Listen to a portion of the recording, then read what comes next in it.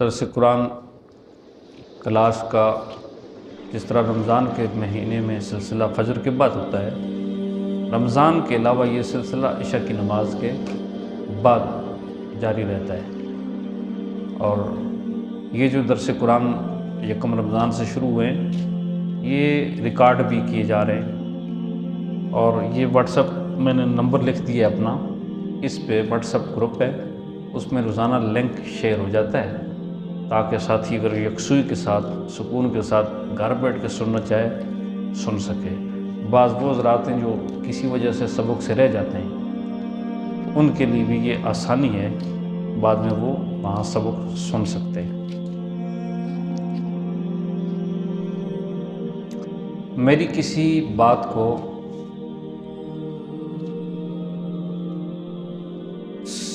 محض تقریر مت سمجھیں۔ جس طرح نہ کہتے ہیں مولویوں کی عادت ہوتی ہے بولتے رہنا، یہ عادت نہیں ہے، غیر ضروری بولنے کی عادت نہیں۔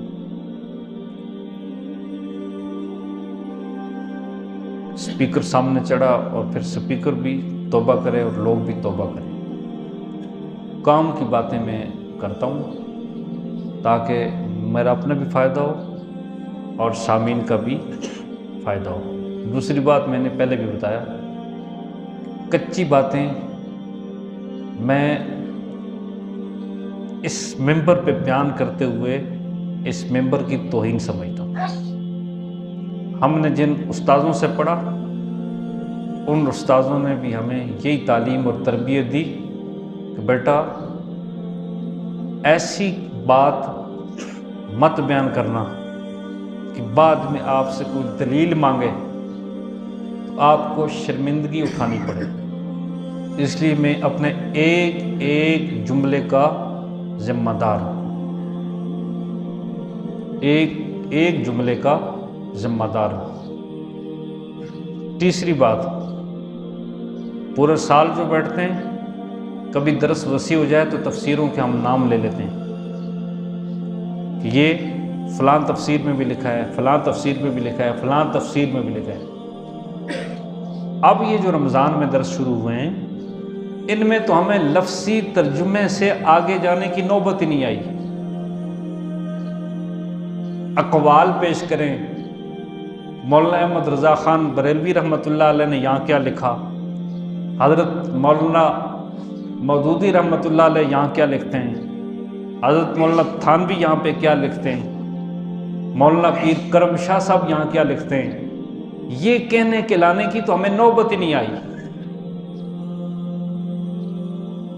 یہ تو وہاں نوبت آئے نا کہ جہاں تقابل ہو، ایک نے یہ کہا دوسرے نے یہ کہا، ہم تو صرف متن پڑھ رہے ہیں، متن، اتنی لمبی تشریح کی تو ابھی نوبت ہی نہیں آئی ہے۔ اور آگے جو ہے نا ہم صرف قرآن کی آیت پڑھیں گے اور جو ایک عنوان ہوگا اس کے تحت آپ کو یہ بات سمجھ آ جائے گی کہ باقی اللہ کا قرآن کتنا آسان ہے، اللہ کا قرآن کتنا آسان ہے۔ یہ پوٹ پہ میں نے رات کو دریا کو کوزے میں بند کرنے کی کوشش کی ہے۔ آگے ہمارے جتنے بھی سبق ہوں گے نا، اللہ کرے ایک دن میں ہو جائے یا ہفتہ لگ جائے، لیکن کم از کم آپ کو لا الہ الا اللہ یہ سمجھ آ جائے گا۔ اور یہ جس کو سمجھ آ گئی اس کی تو نجات ہوگی۔ تو میں جو آپ کو پڑھاؤں گا بس اس کا خلاصہ یہ ہوگا، یعنی الفاظ میں کوئی بات سمجھنا ہے اس کی تصویر لے کے چلے جائیں اور بار بار پڑھیں اور پھر غور کریں، انشاءاللہ آپ کو لا الہ الا اللہ یا مسئلہ الہ آپ کو سمجھ آ جائے گا۔ کلمہ ہے لا الہ الا اللہ۔ نبی پاک صلی اللہ علیہ وسلم نے فاران کی چوٹی پر، کوہ صفا پر ساری برادریوں کو اکٹھا کیا، آ جاؤ آ جاؤ آ جاؤ۔ سارے آگے نبی پاک صلی اللہ علیہ وسلم نے ان سے ایک سوال کیا، اگر میں یہ کہوں اس پہاڑ کے اس طرف دشمن کا لشکر آ رہا ہے اور تم پہ حملہ آور ہوگا، میری بات مانو گے؟ تو سب نے کہا ہمیں پتہ ہے حالات پرامن ہیں، کوئی دشمن اس پہاڑ کے پرے ہمارے مقابلے کے لیے نہیں آ رہا، لیکن ہم اتنا بھی مانتے ہیں آپ کی زبان سے آج تک ہم نے جھوٹ نہیں سنا، اور ہم کہہ لیں گے کہ ہماری آنکھ دھوکہ کھا سکتی ہے آپ کی زبان سے جھوٹ ہو۔ پھر نبی پاک صلی اللہ علیہ وسلم کی ذات پہ کتنا اعتماد، امانتیں رکھوا رہے ہیں نبی پاک صلی اللہ علیہ وسلم کے پاس، اور ادب سے نام نہیں لیتے تھے، صفات سے القاب سے یاد کرتے تھے، جاء امین، جاء صدیق۔ جب سارے آگے تو نبی پاک صلی اللہ علیہ وسلم نے فرمایا قولوا لا الہ الا اللہ، پڑھ لو لا الہ الا اللہ۔ عربی دان تھے نا، عربی دان تھے، اس کا معنی اور مفہوم سمجھتے تھے، اس لیے انہوں نے کہا یہ نہیں ہو سکتا، ہم کلمہ پڑھنے کے لیے تیار ہو، بلکہ الٹا کا اچھا آپ نے ہمیں اس لیے بلایا تھا۔ اور سکے چچا نے کہا تبا لک یا محمد الہذا جماعتنا، اے محمد تو ہلاک ہو، تو نے ہمیں اس لیے جمع کیا تھا۔ رب کی غیرت نے گوارا نہیں کیا کہ میرے نبی، میرا پیغمبر میرا پیغام لے کر قوم کے پاس جائے اور قوم بددعائیں دے اور میرا خاموش رہوں، یہ نہیں ہو سکتا۔ اللہ نے قرآن کی سورت نازل فرما کر قیامت تک آنے والوں کو بتا دیا نبی کا گستاخ، اس کا بدلہ اللہ خود لیتے ہیں۔ تبت یدا ابی لہب وتب ما اغنی عنہ مالہ وما کسب۔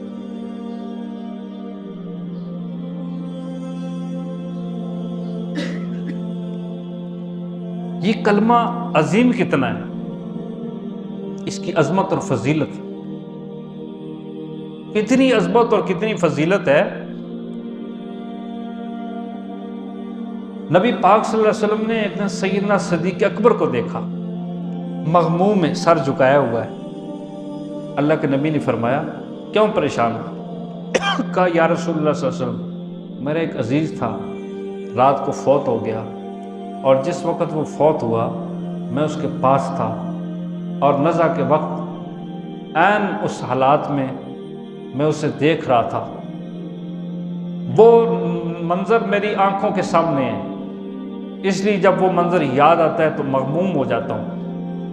نبی پاک صلی اللہ علیہ وسلم نے فرمایا اچھا صدیق، جب اس بندے پہ نزع کا عالم طاری ہوا تو اس کی زبان پہ کلمہ جاری ہوا تھا یا آپ نے کلمے کی تلقین کی تھی؟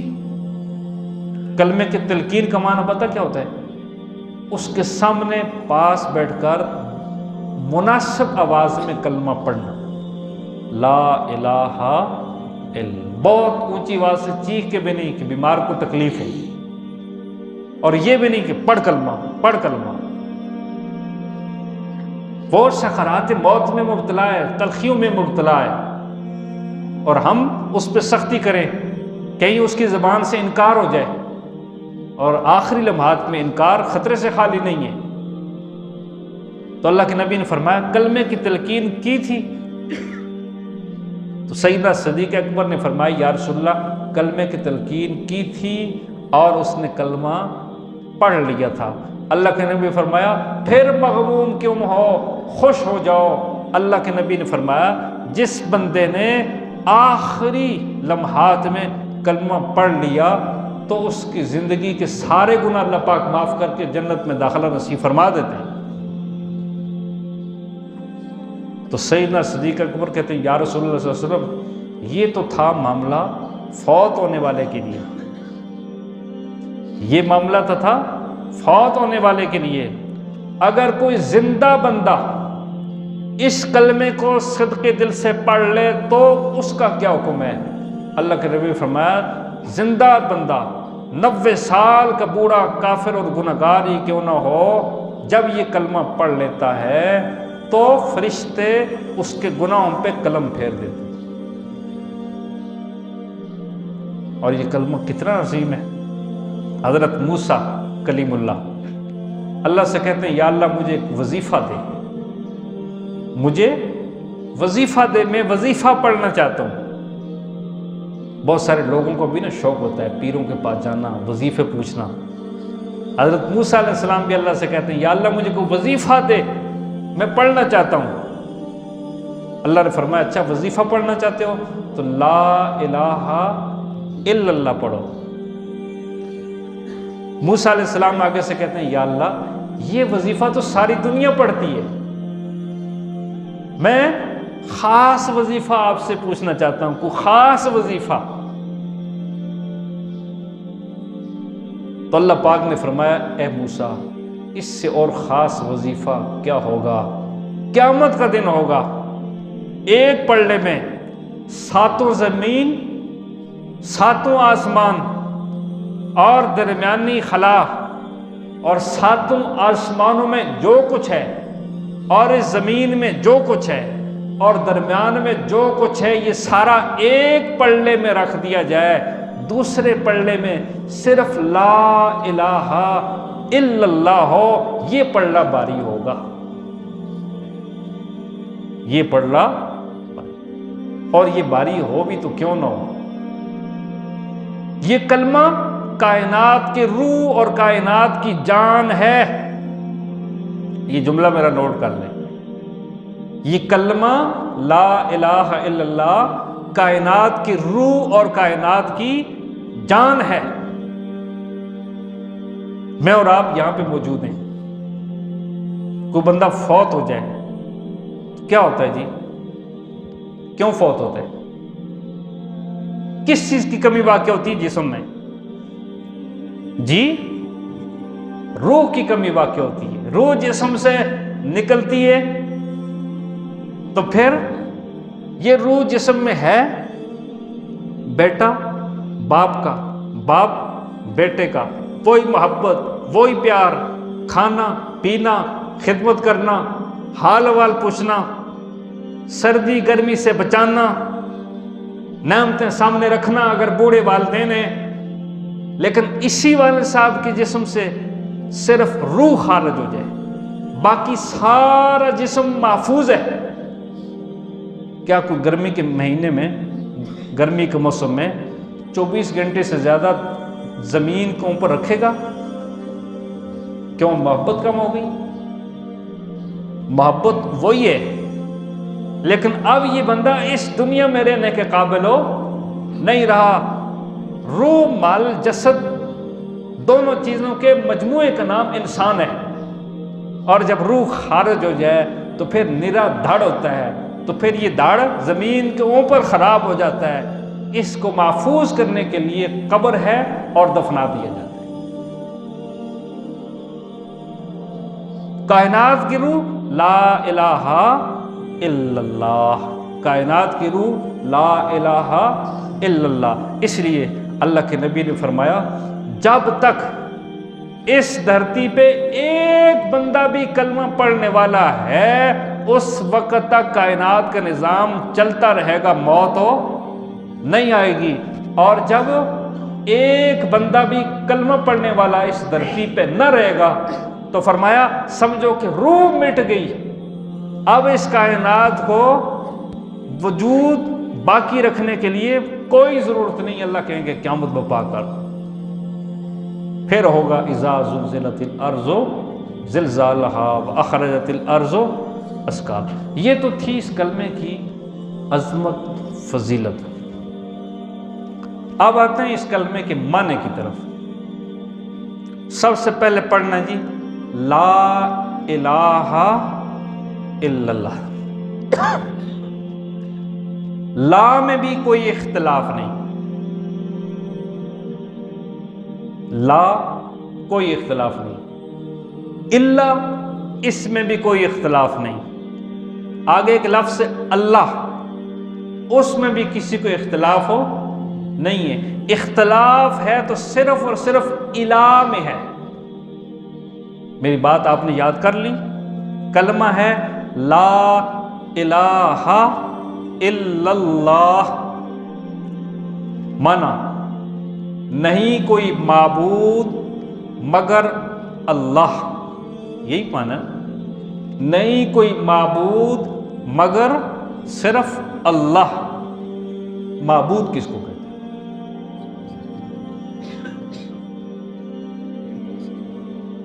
عبادت کس کو کہتے ہیں؟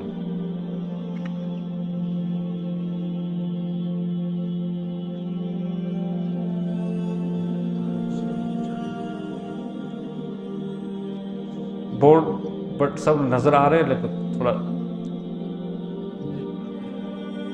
ماشاءاللہ ماشاءاللہ، بندہ درس میں بیٹھتا رہے نا، درس میں بیٹھتا رہے، وہ کچھ حاصل ہوتا ہے بندے کو، بندہ سوچ بھی نہیں سکتا۔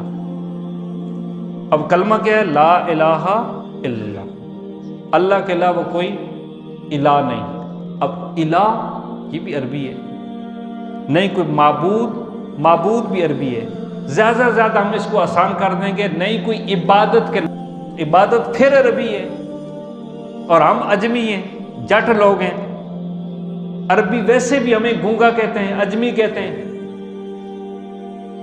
اس لیے آج کا مسلمان کلمہ بھی پڑھتا ہے اور شرک بھی کرتا ہے، کلمہ بھی پڑھتا ہے، اپنے آپ کو اہل سنت والجماعت سینے کے ساتھ ہاتھ بھی لگاتا ہے، اور باہر نکل کر غیر اللہ سے مدد ہے اور غیر اللہ کو بطور استعانت پکارتا بھی ہے۔ وجہ اس کی یہ ہے، اس بیچارے کا کوئی قصور نہیں۔ میں پھر اس بات پہ آؤں گا، اس کا کوئی قصور ہو نہیں ہے، قصور ممبر و محراب کے وارثوں کا ہے کہ انہوں نے لا الہ الا اللہ کا معنی اور مفہوم اس سادہ بندے کو سمجھایا ہی نہیں۔ اگر سمجھا دیا جائے تو پھر وہ بندہ بھی شرک سے بچ کر توحید کی طرف آ سکتا ہے۔ اب لا الہ الا اللہ، نہیں کوئی عبادت کے لائق مگر اللہ۔ عبادت کس کو کہتے ہیں؟ نماز، روزہ، زکوٰۃ، حج، صدقہ، خیرات، قربانی، عمرہ، تلبیہ، یہ ساری عبادت ہی تو ہے نا۔ عبادت ضرور ہے لیکن یہ عبادت کی تعریف نہیں ہے۔ نماز عبادت کی ایک قسم ہے، سمجھ آ گئی نا بات؟ نماز عبادت کی ایک قسم ہے، روزہ عبادت کی ایک قسم ہے، زکوٰۃ عبادت کی ایک قسم ہے، صدقہ فطر عبادت کی ایک قسم ہے، تعریف نہیں ہے۔ اب ہم کیوں نہ ایسی عبادت کی تعریف کریں جو عبادت کی ہر قسم پر فٹ آئے۔ اب اس کے لیے پھر ہمیں جانا پڑے گا علامہ ابن قیم رحمۃ اللہ علیہ کی تحقیق پر۔ حضرت علامہ ابن قیم رحمۃ اللہ علیہ فرماتے ہیں کہ ہر وہ تعظیم عبادت بنے گی، یہ جملے یاد رکھنے کی، ہر وہ تعظیم عبادت بنے گی جو دو عقیدوں اور دو نظریوں کے ساتھ کی جائے۔ نمبر ایک، جس ذات کی میں عبادت کر رہا ہوں وہ ذات میرے حالات سے واقف ہے، جس ذات کی میں عبادت کر رہا ہوں وہ میرے حالات سے واقف ہے۔ اور دوسرے میں جس ذات کی تعظیم کر رہا ہوں، عبادت کر رہا ہوں، وہ میرے نفع اور نقصان کا مالک ہے۔ یہ دو عقیدے اور دو نظریے جس تعظیم کے پیچھے ہوں گے وہ اس ذات کی عبادت بنے گی۔ دوبارہ دہرا رہا ہوں، ہر وہ تعظیم عبادت بنے گی جس کے پیچھے دو عقیدے اور دو نظریے ہوں۔ نمبر ایک، جس ذات کی میں تعظیم کر رہا ہوں یا عبادت کر رہا ہوں وہ میرے حالات سے واقف ہے، اور دوسرے، ہر وہ تعظیم عبادت کر رہے ہوگی جس کے پیچھے یہ نظریہ ہو میں جس کے لیے عبادت کر رہا ہوں وہ میرے نفع اور نقصان کا مالک ہے۔ اگر یہ دو عقیدے اور یہ دو نظریے شامل نہ ہوں تو عبادت ہو۔ بس یہ تمہیدی بات آج یاد رکھ لیں۔ اس پہ جب میں 2-4 دن آپ کو قرآن کی سیر کراؤں گا تو آپ کو یہ مسئلہ ازبر ہو جائے گا، اور آپ کو یہ بات سمجھ آ جائے گی کہ واقعی ہر وہ تعظیم عبادت بنے گی جس کے پیچھے دو عقیدے اور دو نظریے ہوں۔ اگر کسی تعظیم کے پیچھے یہ دو عقیدے اور دو نظریے نہ ہوں تو وہ عبادت ہو۔ ایک مثال سمجھ لیں، والدہ کے سامنے، والد صاحب کے سامنے، یا استاد محترم کے سامنے، یا کسی بھی بزرگ کے سامنے بندہ ادب کے ساتھ یوں دو زانوں بیٹھ گیا۔ اب یہ دو زانوں بیٹھنا تعظیم ہے۔ اب یہ دو زانوں بیٹھ گیا ہے ماں کے سامنے، باپ کے سامنے، استاد کے سامنے۔ بیٹھنا جائز بھی ہے، اور وفادار اور باادب اور تابعدار بچہ یا تابعدار شاگرد استاد کے سامنے اسی طرح بیٹھتا ہے۔ اور ہم نے کہا ہے عبادت اللہ کے علاوہ کسی اور کی نہیں ہوگی۔ اب ماں کے سامنے یہ جو دو زانوں بیٹھا ہے تو یہ ماں کی عبادت تو نہیں ہے نا؟ کیوں؟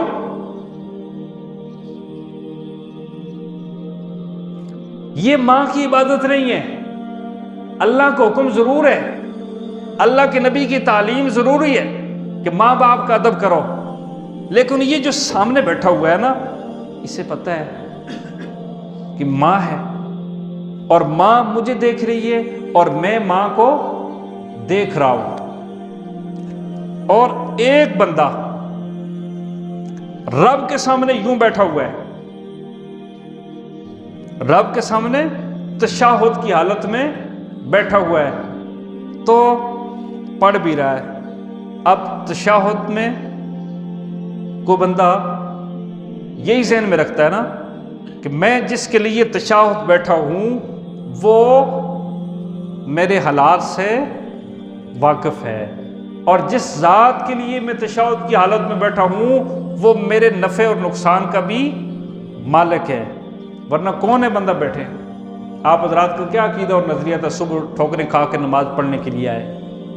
یہی عقیدہ اور نظریہ تھا نا کہ ہم جس ذات کے لیے عبادت کر رہے ہیں وہ ذات ہمارے حالات سے واقف ہے۔ جو گھر سے چل کے اندھیرے میں مسجد تک پہنچا اس کا بھی اس کو پتہ ہے، اور جو گھر میں بستر پہ بیٹھ کے خراٹے مار رہا ہے اس کا بھی اس کو پتہ ہے۔ اچھا، جو نہیں آئے دنیا میں بھی اور آخرت میں بھی اللہ ناراض ہوگا اور ان کا نقصان ہو سکتا ہے، اس لیے اس خوف اور ڈر سے، اس کی نافرمانی سے بھی بچتے ہیں اور اس کو راضی کرنے کی کوشش کرتے ہیں۔ یہی دو عقیدے اور دو نظریے جب ہم غیر میں مانیں گے تو یہ غیر کی عبادت بنے گی۔ اتنی آپ کو آیتیں دکھاؤں گا اور آپ کو یہ انشاءاللہ سبق ازبر ہوگا اور آپ کو یاد ہو جائے گا، اور پھر میرے لیے آپ میرے لیے دعائیں کریں گے کہ واقعی یہ سبق اہم تھا اور آپ نے یاد کروا دیا۔ آج تمہید سی باندھی ہے، تفصیلی سبق انشاءاللہ اگلے 2-4 روز تک چلتا رہے گا۔ اللہ عمل کی توفیق نصیب فرمائے۔ یہ ترغیب بھی ساتھیوں کو میں دے رہا ہوں، بٹھا بھی میں رہا ہوں، آپ پہ کوئی ذمہ داری عائد نہیں ہوتی. آپ جو بیٹھے بھی آپ کو فائدہ ہوا نا. اچھا آپ نہیں چاہتے کہ کسی اور کو بھی فائدہ ہو؟ کل ہر بندہ اپنے ساتھ ایک بندہ بٹھائے ساتھ.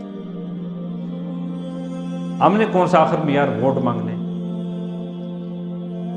مجمع اکٹھا ہوگا، جتھا ہوگا، پھر اس کے بعد آپ سے ووٹ مانگیں گے. اچھا ووٹ دفع کرو. مولوی مانگتے نوٹ. آج تک کبھی درس کے بعد نوٹ مانگے آپ سے؟ جب ووٹ بھی نہیں مانگنے، نوٹ بھی نہیں مانگنے، ٹھیک ہے، تو پھر آپ کو حق بنتا ہے کہ اس ہلکے درس کو، اس قرآن پاک کے فہم کو ہر گھر تک پہنچانے کے لیے آپ ہماری آواز بنو گے نا انشاءاللہ. الحمدللہ رب العالمین والعاقبۃ للمتقین والصلاۃ والسلام علی اشرف الانبیاء والمرسلین وخاتم النبیین وعلی آلہ واصحابہ اجمعین. ربنا آتنا فی الدنیا حسنۃ وفی الآخرۃ حسنۃ وقنا عذاب النار وادخلنا الجنۃ مع الابرار یا عزیز یا غفار یا رب العالمین. یا رب ادفع العظیم بالعظیم انت اعظم من کل عظیم. یا رب انت صمدی منک مددی وعلیک معتمدی برحمتک یا ارحم الراحمین.